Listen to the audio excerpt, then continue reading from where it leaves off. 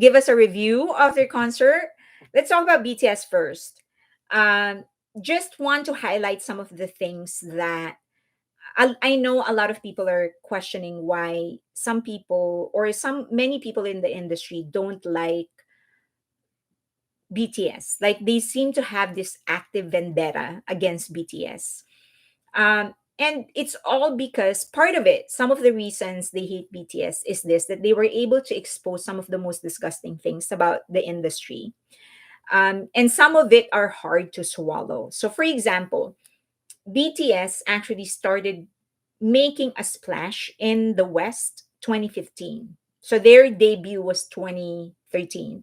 By 2015, they were already inside Billboard 200, right?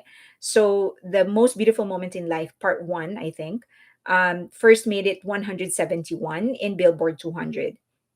And then by 2016, May of 2016, they entered 107 for the most beautiful moment in life, Young Forever.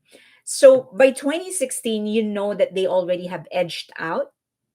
They have an edge over everybody else, every other boy, K-pop boy band or girl group or any kind of group for that matter from Korea or Asia. However, despite this, there were so many things that made it pretty clear that they weren't going to be accepted so easily.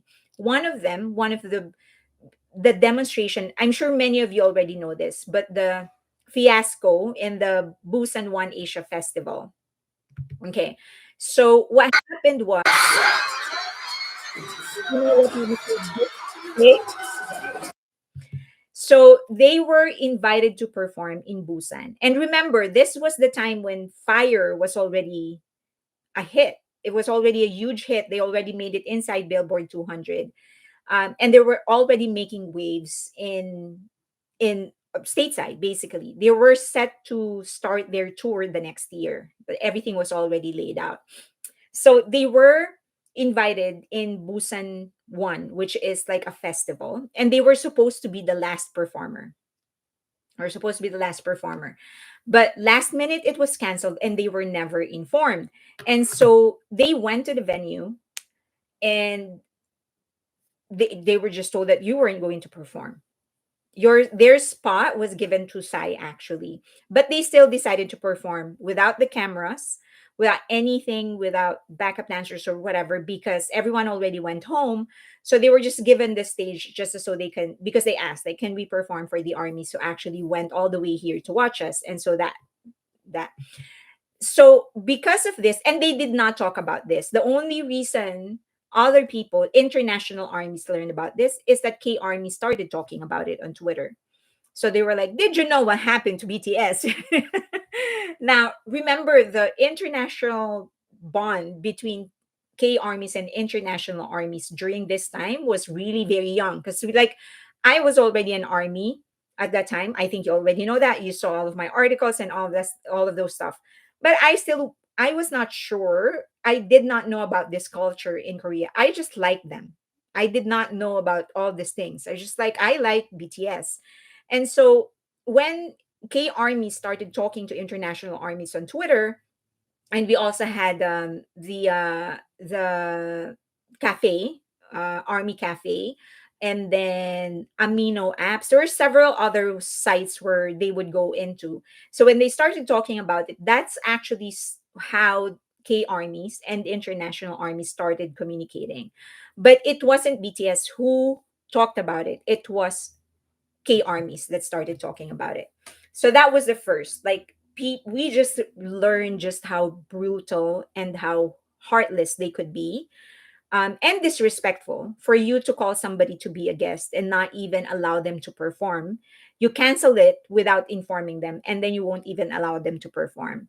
It would have been a different story altogether if you allow them to perform, even though it wasn't to be the last performer, right? Even if you made them second to the last because you have Psy.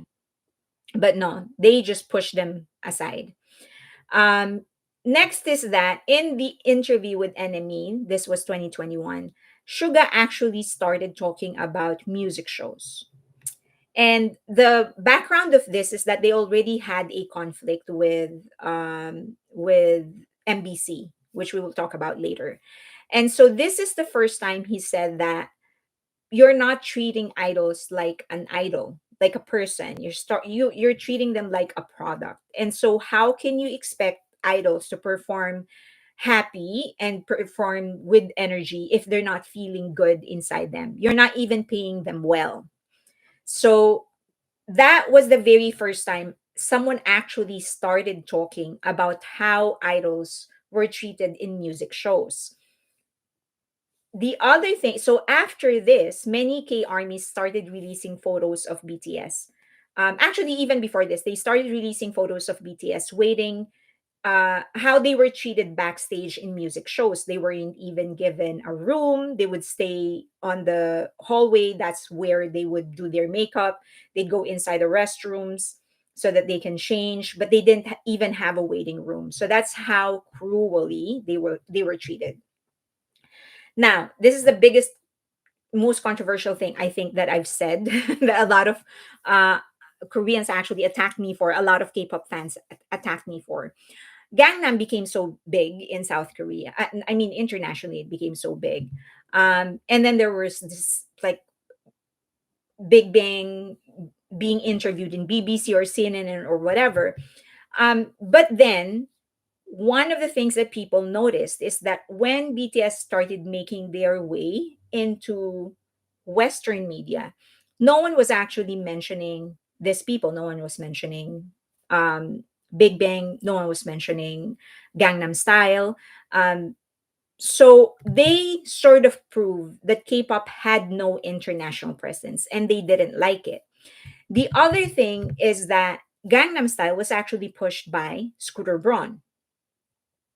The reason when Scooter Braun found the video, the music video of Gangnam, it had like 6,000 views. So it was actually Scooter Braun who promoted it on YouTube and made it go viral. So I don't know if you would consider that viral, but that is the story. He found it and he actually pushed it. So if you're talking about organic success, there really isn't anybody who's more organic than BTS because they didn't have a Scooter Braun, right? It was just them. And they were able to prove because no one was remembering Gangnam Style, no one was remembering Big Bang. It was like they were like they were the first one from South Korea ever to make it internationally. So they were able to prove that K-pop had no international presence. They were so cute. Yes. So this is the so that's next. That was the third one. So this is next. They went to the Times Square to perform in the New Year. Sorry, the New Year celebration, and I'm sure that we all saw it. It was stunning. It was a great performance.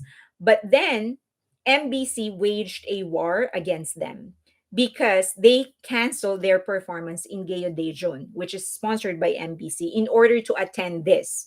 And who can blame them? This is New York. New Year celebration, and they're going to be the main performer. Of course, you're going to cancel everything else for this, right? But they were able to before that after that sorry, MBC did several things to sort of invalidate their success, and the latest one was this when MBC actually mentioned that even though it was BTS who laid down the groundwork for Hybe, it was 17 who actually built it, when in fact it was 2020 when they were purchased by Hybe. Now the MBC actually denied having any kind of conflict with them. But 2023, as we all know, they reconciled. And huge props to Bang Shiyuk for highlighting that there was indeed a conflict because there was a reconciliation. So An Young-jong said, "We firmly agree that there is no need to establish a relationship between, that there's a need to establish a relationship between artists and broadcasting companies that befits the respectable status of K-pop." But in the same interview, Bang Shiyuk made sure to mention that MBC was the one who apologized, emphasizing therefore that it was MBC's fault. So he said, I'd like to express my deep gratitude to MBC for their sincere apology. So that's how you actually clock somebody like them. So I thought was like that was a smart move that he actually emphasized that it was MBC who apologized to them. However, BTS was able to highlight the arrogance and short sightedness of some networks.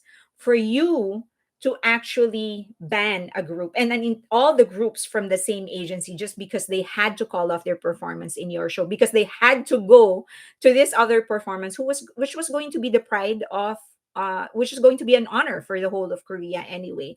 If I were in the position of the CEO of MBC, I would have just asked for something else. Like, okay, no, I perfectly understand. You have to go to that. Why not? You definitely have to go. Just give me something else. Right? I'm sure Big Hit is reasonable enough, and I'm sure that BTS is reasonable enough to give them something in return. I mean, this is the group who actually went out of their way to perform 30 minutes in different award shows, even though they were already so big in internationally. They still agreed to perform 30 minutes in different award shows. Something like this, I'm sure they would do any kind of concession just to make it up for canceling last minute. But it emphasized just how arrogant and just how short-sighted these networks are when it comes to them. The other thing is that Run BTS wasn't always a part of their plan. They had to do it, as you know, because they were treated so badly in the few shows that they went into. Not all of them. They were treated well in some of them. Like I'm in the show that Jin was in. What do you call that? Um Jungle or something.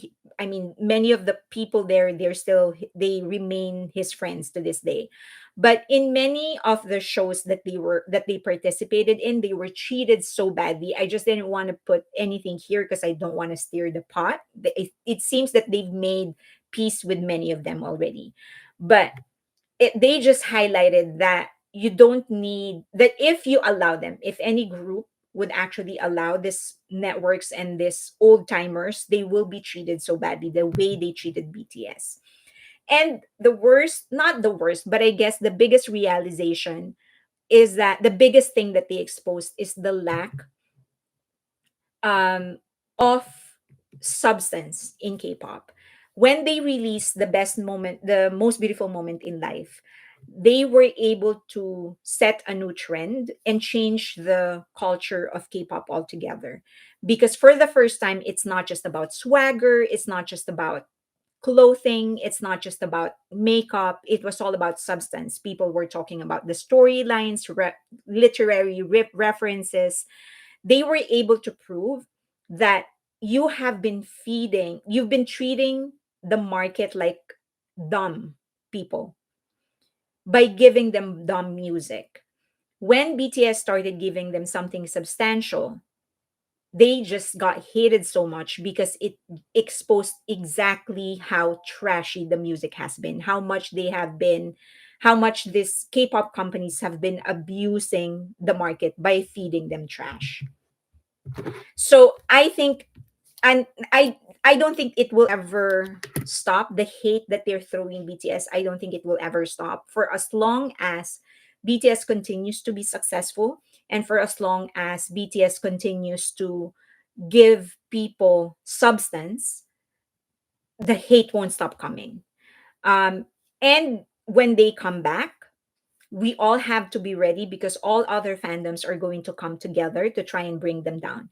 And all other companies are going to try and work together to sabotage the career and the success of BTS. So, my I think the only thing that we can do is to continue supporting them because numbers don't lie. Next is that let's just stop paying attention to anybody who's going to lie, who's just going to create controversy. Stop paying attention to them and actually pay attention to those that will highlight the achievements. We'll talk about the creative genius of BTS, the substance of their songs. Let's make it a practice to start blocking people, reporting and blocking people. And let's start rehearsing and practicing how to just highlight the creative beauty of the work of BTS. It's the only way we can fight them. because it's not going to get easy. Things are going to get worse from here. The closer we get to June, the worse it's going to get. Props to OG Army who were there from the start and who stayed. Thank you.